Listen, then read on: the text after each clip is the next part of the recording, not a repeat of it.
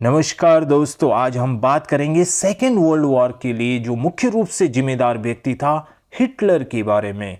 तो हिटलर का जन्म होता है 1890 में ऑस्ट्रिया में और हिटलर का बचपन काफ़ी गरीबी में गुजरा।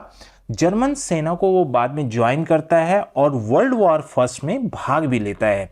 आर्मी में हिटलर बहुत अच्छा प्रदर्शन करता है, उसे कई मेडल मिलते हैं। वर्ल्ड वॉर फर्स्ट में जर्मन की हार से हिटलर अत्यधिक दुखी होता है और स्पेशली ट्रीटी ऑफ वर्सलीज के कारण। हिटलर में जर्मनी के लिए कुछ करने की प्रबल इच्छा थी, इसलिए 1919 में वह जर्मन वर्कर पार्टी को ज्वाइन कर लेता है और धीरे धीरे पार्टी का हेड बन जाता है और पार्टी का नाम बदल कर national socialist German workers party कर देता है। आगे चलकर यही पार्टी नाजी पार्टी कहलाती है।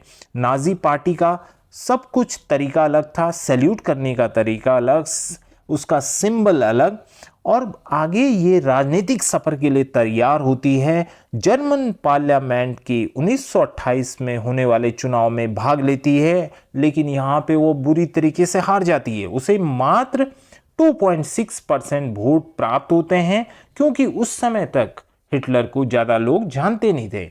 1929 में ग्रेट इकोनॉमिक डिप्रेशन आता है, इससे सारे जर्मनी के लोग हताश और परेशान थे।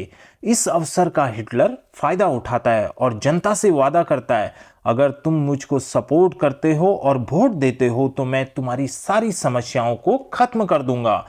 क्योंकि हिटलर एक पावरफुल स्पीकर था, तो उस बातों से सारी जनता उसकी तरफ अट्रैक्ट हो गई। 1932 में नाजी पार्टी 37 वोट प्राप्त करती है जर्मन पार्लियामेंट के इलेक्शन में।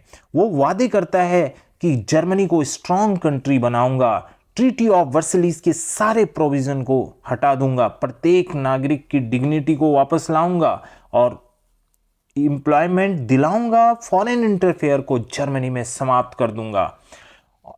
और इसी क्रम में जनवरी 1930 को राष्ट्रपति हिडेनबर्ग हिटलर को चांसलर अपॉइंट कर देता है। अब हिटलर के पास अथाह शक्ति आ चुकी थी। तभी हिटलर के मन में आता है कि डेमोक्रेसी की जगह डिक्टेटरशिप लाई जाए। 27 फरवरी 1933 को जर्मन पार्लियामेंट में आग लग जाती है और इसका फायदा उठाकर 28 फरवरी 1933 को फायर डिक्री आती है, अर्थात ये एक तरीके का गवर्नमेंट ऑर्डर था। इसमें लोगों के सारे राइट्स छीन लिए जाते हैं। Freedom to speech, press, assembly को सस्पेंड कर दिया जाता है। 3 मार्च 1933 को एनेबलिंग एक्ट पास होता है। अब जर्मनी से डेमोक्रेसी हट जाती है और डिक्टेटरशिप सेट हो जाती है। डिक्टेटर बनने के बाद हिटलर सभी पार्टी को बैन कर देता है, सिर्फ एक पार्टी को छोड़कर, अर्थात नाजी पार्टी को छोड़कर। अब जर्मनी बन गया था सिंगल पार्टी नेशन।